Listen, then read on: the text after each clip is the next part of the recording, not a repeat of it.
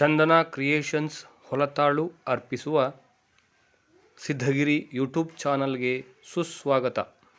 ಶ್ರೀ ಸ್ವರ್ಣಾಂಬಾ ವಿದ್ಯಾ ಗುರುಕುಲ, ಶ್ರೀ ಶಿವಗಂಗಾ ಪ್ರೌಢಶಾಲೆ, ಶಿವಗಂಗೆ, ಶ್ರೀ ವಿದ್ಯಾಗಣಪತಿ ವಾರ್ಷಿಕೋತ್ಸವ ದಿನಾಂಕ 4/5/2025 ಗುರುವಾರ ಬೆಳಗ್ಗೆ ಶ್ರೀ ಶ್ರೀ ರುದ್ರಮುನಿ ಶಿವಾಚಾರ್ಯ ಸ್ವಾಮಿಗಳು ಹೊನ್ನಮ್ಮ ಗವಿಮಠ ಇವರ ಆಶೀರ್ವಾದದೊಂದಿಗೆ ಶ್ರೀ ವಿದ್ಯಾಗಣಪತಿಯ ವಾರ್ಷಿಕೋತ್ಸವವನ್ನು ಏರ್ಪಡಿಸಲಾಗಿತ್ತು. ಈ ಕಾರ್ಯಕ್ರಮದ ಅಂಗವಾಗಿ ಶ್ರೀ ವಿದ್ಯಾಗಣಪತಿಗೆ ಕ್ಷೇತ್ರಪಾಲಕಿ ಆರಾಧ್ಯ ದೇವೆ ಮನದೇವತೆ ಕುಲದೇವತೆ ಶ್ರೀ ಹೊನ್ನಾದೇವಿ ಸಮೇತ ಶ್ರೀ ಗಂಗಾಧರೇಶ್ವರ ಸ್ವಾಮಿನಃ ಸನ್ನಿಧಾನೇನ ಶ್ರೀ ಸಿದ್ಧಲಿಂಗ ಶಿವಾಚಾರ್ಯ ಸ್ವಾಮಿಗಳ ಕೃಪಾ ಆಶೀರ್ವಾದ ಪೂರ್ವಕ ಸಮೇತ ಶ್ರೀ ರುದ್ರಮುನಿ ಶಿವಾಚಾರ್ಯ ಸ್ವಾಮಿಗಳ ಕೃಪಾ ಆಶೀರ್ವಾದ ಪೂರ್ವಕ ಶ್ರೀ ಬಂಡೇಮಠದ ಶ್ರೀಗಡ ಮಹಾಲಿಂಗ ಸ್ವಾಮಿಗಳ ಕೃಪಾ ಆಶೀರ್ವಾದ ಪೂರ್ವಕ ಪ್ರಯುಕ್ತೇನ ಶ್ರೀ ಸ್ವರ್ಣಾಂಬಾ ವಿದ್ಯಾ ಗುರುಕುಲ ದಿನೇ ಉನ್ನತೋನ್ನತ ಅಭಿವೃದ್ಧ್ಯರ್ಥಂ ಪೂರ್ವಕ ಪ್ರಯುಕ್ತೇನ ಮಮ ಕುಟುಂಬಾನ ಕ್ಷೇಮಃ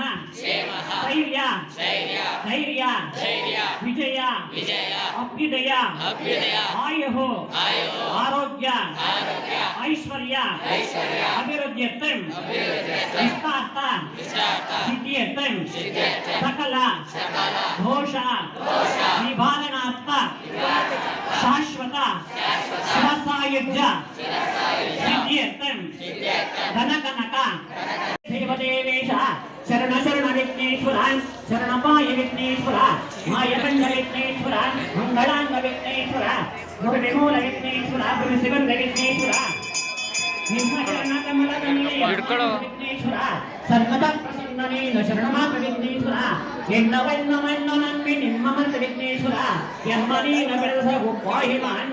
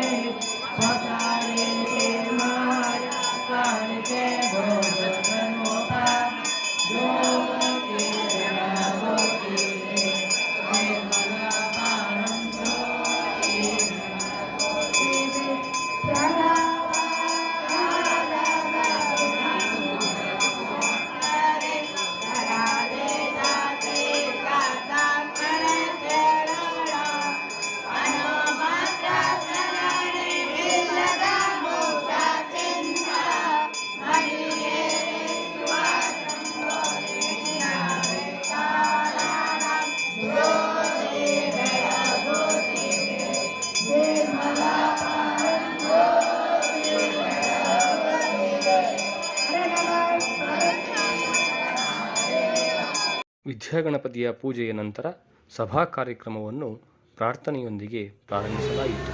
ಪ್ರಾರ್ಥನೆ ವರ್ಷಿಣಿ 10ನೇ ತರಗತಿ ಇವರಿಂದ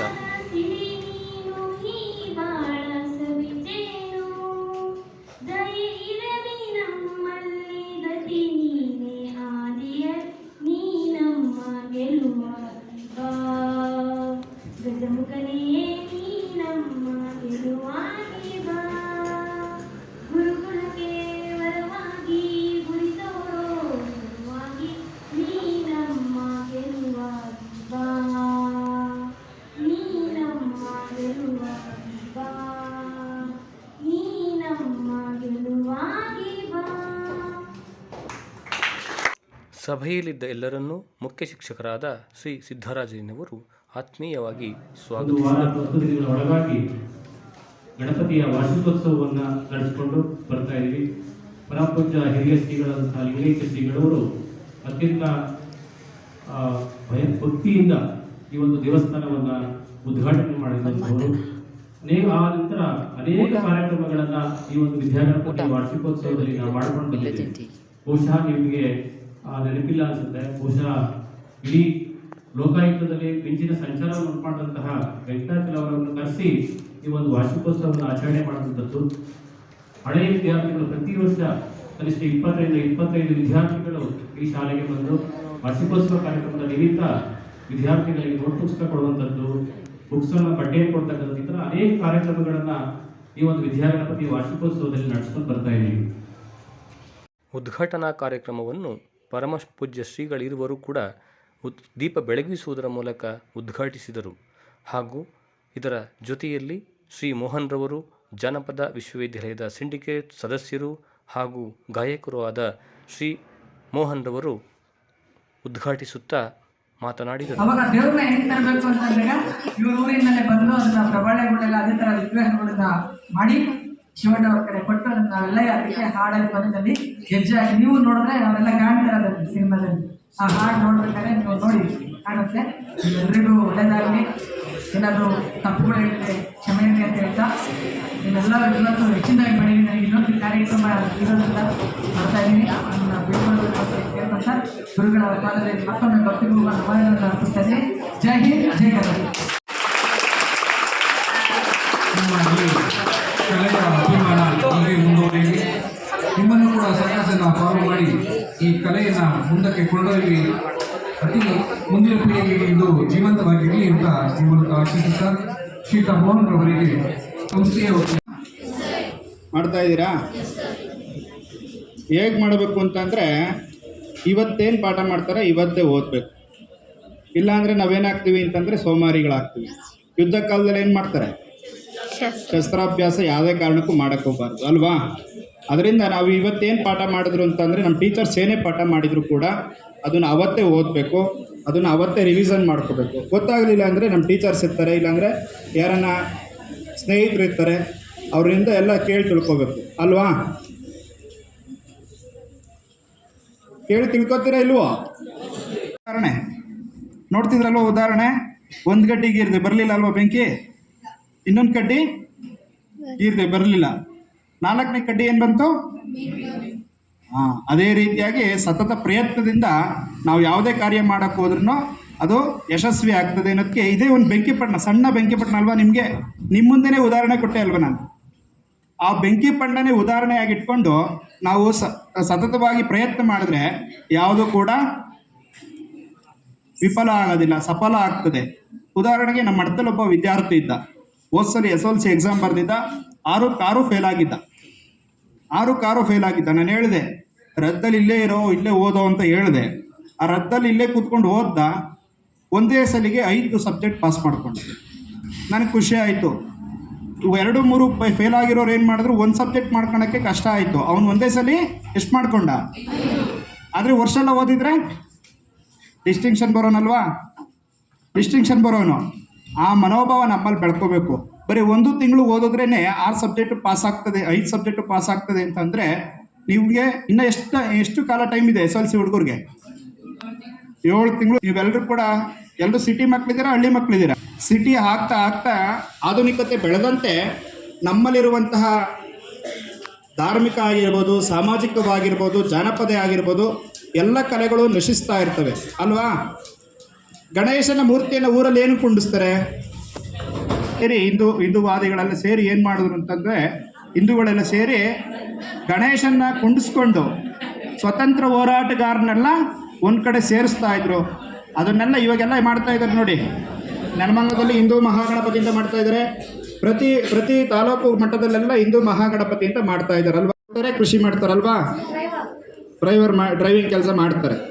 ಯಾರನ್ನ ಗೌರ್ಮೆಂಟ್ ಟೀಚರ್ಸು ಅಥವಾ ಗೌರ್ಮೆಂಟ್ ಅಫಿಷಿಯಲ್ಸ್ ಯಾರನ್ನ ಇದ್ದಾರಾ? ಯಾರೂ ಇಲ್ಲ. ಕೇಳಿಸ್ಕೊಳ್ಳಿ, ನಾನು 2 ನಿಮಿಷದಲ್ಲಿ ಮುಗಿಸ್ಬಿಡ್ತೀನಿ. ಯಾರು ಕೂಡ ಗೌರ್ಮೆಂಟ್ ಅಫಿಷಿಯಲ್ಸ್ ಯಾರೂ ಇಲ್ಲ. ಮತ್ತು ನಮಗೆ ನಮ್ಮ ತಾತನ ಆಸ್ತಿ ಇದೆ, ನಾನು ದುಡ್ಕೊಂಡು ತಿಂತೀನಿ ಹಾಗೆ ಹೀಗೆ ಅನ್ನೋರು ಯಾರೂ ಇಲ್ಲ ಅಲ್ವಾ? ನಾವೇನು ದುಡಿಬೇಕೋ ಅದರಲ್ಲಿ ತಿನ್ನಬೇಕು. ನಮ್ಮ ತಂದೆ ತಾಯಿ ಏನು ದುಡಿತಾರೋ ಅದರಲ್ಲಿ ದುಡಿಬೇಕು. ಹಾಗಾಗಿ ನೀವು ಕೋತಿ ಬಿಡಿ, ಕೋತಿ ದಿನ ಸಿಗ್ತದೆ ನೋಡೋಕ್ಕೆ, ಕಲ್ತ್ಕೋಬೇಕು. ನಾನೊಂದು ಸಣ್ಣ ಉದಾಹರಣೆ ಕತೆ ಹೇಳ್ಬಿಡ್ತೀನಿ. ಕತೆ ಹೇಳಿ ನನ್ನ ಭಾಷಣ ಮುಗಿಸ್ಬಿಡ್ತೀನಿ. ನನ್ನ ಒಬ್ಬ ವಿದ್ಯಾರ್ಥಿ ಇದ್ದ. ಆಗ ಈ ಥರ ಶಾಲೆ ಎಲ್ಲ ಏನೂ ಇರಲಿಲ್ಲ, ಗುರುಕುಲದಲ್ಲಿ ಕಲಿಬೇಕಾಗಿತ್ತು. ಅವನು ಗುರುಕುಲಕ್ಕೆ ಹೋದ. ವಿದ್ಯಾಭ್ಯಾಸ ಅವಾಗೆಲ್ಲ ಎಷ್ಟು ವರ್ಷ ಮಾಡ್ತಾಯಿದ್ರು? 12 ವರ್ಷ ವಿದ್ಯಾಭ್ಯಾಸ ಮಾಡ್ದ. 8 ವರ್ಷಕ್ಕೆ ಹೋದರೆ ಅವನು 12 ವರ್ಷನೂ ಕೂಡ ಅಲ್ಲೇ ವಿದ್ಯಾಭ್ಯಾಸ ಮಾಡಬೇಕು. ವಿದ್ಯಾಭ್ಯಾಸ ಮುಗಿಸ್ಕೊಂಡು ಏನು ಮಾಡ್ದ? 12 ವರ್ಷ ಆದಮೇಲೆ ಸಕಲ ಕಲಾ ವಲ್ಲಭ ಆದ. ಸಕಲ ಕಲಾ ವಲ್ಲಭ ಆದ. ಅವನೇನು ಮಾಡ್ದ? ಸೀದಾ ಮನೆಗೆ ಹೋದ. ಮನೇಲಿ ಏನು ಮಾಡ್ತಾರೆ? ಓದಿ ಅವನು ಎಲ್ಲ ವಿದ್ಯೆನ ಕಲ್ತ ಮೇಲೆ ಒಂದು ಮದುವೆ ಮಾಡಬೇಕು ಅಂತ ಅಂದರು.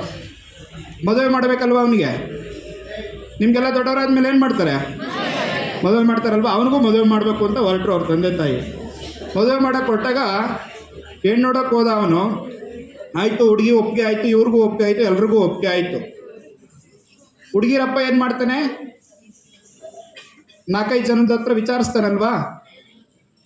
ನಮ್ಮ ಈ ಹುಡುಗ ಹೇಗೆ, ಒಳ್ಳೆ ಹುಡುಗನ ಏನು, ಹಂಗೆ ಹಿಂಗೆ ಅಂತ ಎಲ್ಲ ಕೇಳ್ತಾರೆ. ಆಗ ಆ ಹುಡುಗನ ಬಗ್ಗೆ ಎಲ್ಲರೂ ಒಳ್ಳೆ ಹುಡುಗ, ಅದು ಇದು ಅಂತ ಎಲ್ಲ ಹೇಳ್ತಾರೆ.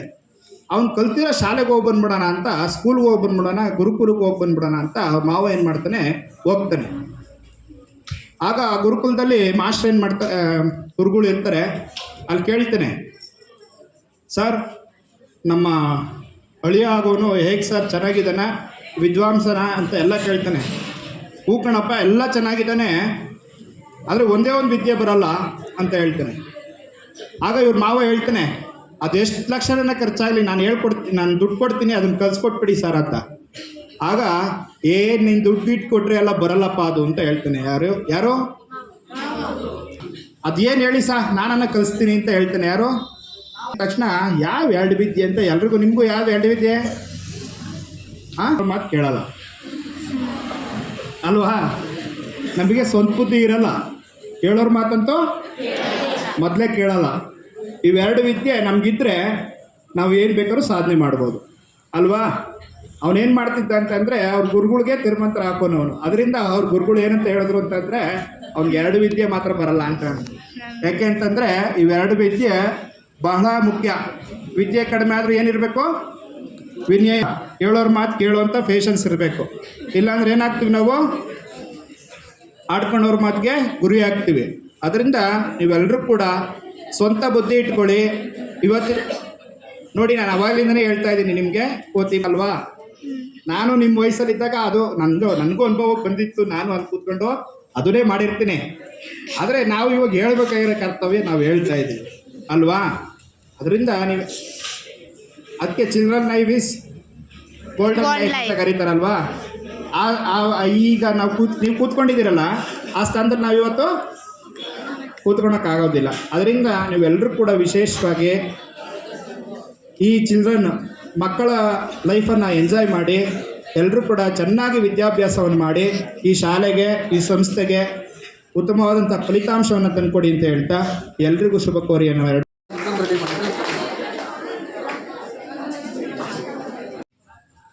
ಈ ಸಮಾರಂಭದಲ್ಲಿ ದಿವ್ಯ ಸಾನ್ನಿಧ್ಯವನ್ನು ವಹಿಸಿರುವ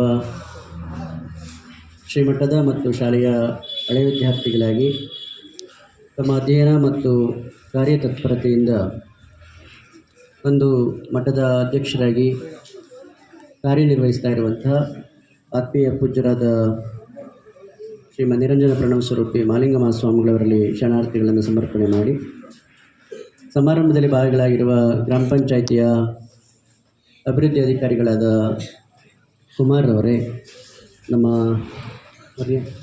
ವಿಶ್ವನಾಥ್ರವರೇ, ಸದಾಶಿವರವರೇ, SR ಅವರೇ, ಗಂಗಾಧರವರೇ, ಎಲ್ಲ ಉಪನ್ಯಾಸಕರೇ, ಪ್ರೀತಿಯ ಎಲ್ಲ ವಿದ್ಯಾರ್ಥಿಗಳೇ, ಇವತ್ತು ನಿಮ್ಮೆಲ್ಲರಿಗೂ ಇಂದಿನ ದಾಸೋಹದ ಸೇವಾಕರ್ತರಾದ ಶ್ರೀ ಬಸವರಾಜು ಹಿರಿಯ ವಿದ್ಯಾರ್ಥಿ ಹಾಗೂ ಸದಾಶಿವ್ ಸ್ಟೂಡೆಂಟ್ ಬುಕ್ ಕಂಪನಿ ಹಾಗೂ ಶ್ರೀ ಹರಿಕೃಷ್ಣ ರೆಡ್ಡಿ ಕೆನರಾ ಬ್ಯಾಂಕ್ ಶಿವಗಂಗೆ ಹಾಗೂ ಪಂಚಾಯಿತಿ ಅಭಿವೃದ್ಧಿ ಅಧಿಕಾರಿಗಳಾದ ಶ್ರೀ ಕುಮಾರ್, ಶ್ರೀ ವಿಶ್ವನಾಥ್ ಹಾಗೂ ಶ್ರೀ ಚಿಕ್ಕಮಾಳಯ್ಯನವರು, ಕೆಂಗಲ್ನ ಹರಿಕಥಾ ವಿದ್ವಾಂಸರು ಈ ಕಾರ್ಯಕ್ರಮದಲ್ಲಿ ಭಾಗವಹಿಸಿ ಈ ಕಾರ್ಯಕ್ರಮಕ್ಕೆ ಸಹಕರಿಸಿದ ಶ್ರೀ ಮಂಜುನಾಥ್ ಕೆಂಗಲ್, ಕಾಡುಗೊಲ್ಲ ಸಾಂಸ್ಕೃತಿಕ ಟ್ರಸ್ಟ್ ಹಾಗೂ ಸಮಸ್ತ ಭಕ್ತಾದಿಗಳು, ವಿದ್ಯಾರ್ಥಿಗಳು ಮತ್ತು ಸಹೋದ್ಯೋಗಿ ಮಿತ್ರರು ಹಾಗೂ ಎಲ್ಲ ಸದ್ಭಕ್ತರಿಗೆ ಧನ್ಯವಾದಗಳು.